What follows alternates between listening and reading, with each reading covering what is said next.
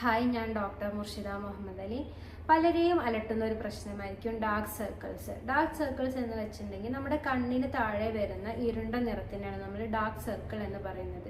ഇതിന്റെ അടിസ്ഥാന കാരണം മനസ്സിലാക്കുന്നത് ഫലപ്രദമായി ചികിത്സിക്കാനും സഹായിക്കും. അപ്പോൾ എന്തൊക്കെ കാരണങ്ങൾ കൊണ്ട് ഡാർക്ക് സർക്കിൾസ് വരുമെന്ന് നോക്കാം.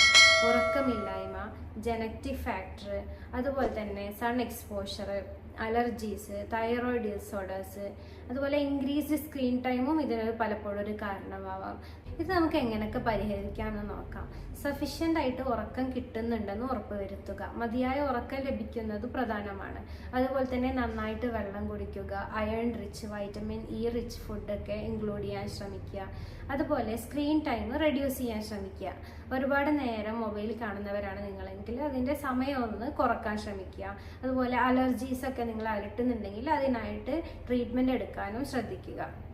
കണ്ണുകൾക്ക് മതിയായ വിശ്രമം ലഭിക്കുന്നുണ്ടെന്ന് ഉറപ്പുവരുത്തുക. അതുപോലെ തന്നെ യോഗ, പ്രാണായാമം ഇതൊക്കെ എന്ത് ചെയ്യും, നമ്മുടെ ഡാർക്ക് സർക്കിൾ കുറക്കാൻ ഹെൽപ്പ് ചെയ്യും. അതുപോലെ കറക്റ്റായിട്ട് ട്രീറ്റ്മെൻറ്റ് എടുക്കുക. ഇതിൻ്റെ എന്താണ് റീസൺ മനസ്സിലാക്കി ഒരു ആയുർവേദ ഡോക്ടറെ സമീപിച്ച് എന്താണ് റീസൺ മനസ്സിലാക്കി അതിനനുസരിച്ച് ട്രീറ്റ്മെൻറ്റ് എടുക്കുന്നതിലൂടെ നമുക്കിത് പരിഹരിക്കാൻ പറ്റും.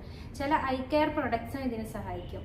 ഇപ്പം ആയുർവേദിക് ഐ കെയർ പ്രൊഡക്ട്സ് ആയിട്ടുള്ള കുങ്കുമാതി തൈലം, അതുപോലെ തന്നെ under eye serum, under eye ജെല്ലൊക്കെ നമുക്ക് വരുന്നുണ്ട്. അതൊക്കെ എന്ത് ചെയ്യും, ഇത് കുറക്കാൻ ഒരു പരിധിവരെ ഹെൽപ്പ് ചെയ്യും. അതുപോലെ നമുക്ക് വീട്ടിൽ ചെയ്യാൻ പറ്റുന്ന ഒരു കാര്യമാണ് നെല്ലിക്കാപ്പൊടി, തേന്, അത് രണ്ടും മിക്സ് ചെയ്തിട്ട് അപ്ലൈ ചെയ്യുന്നത്.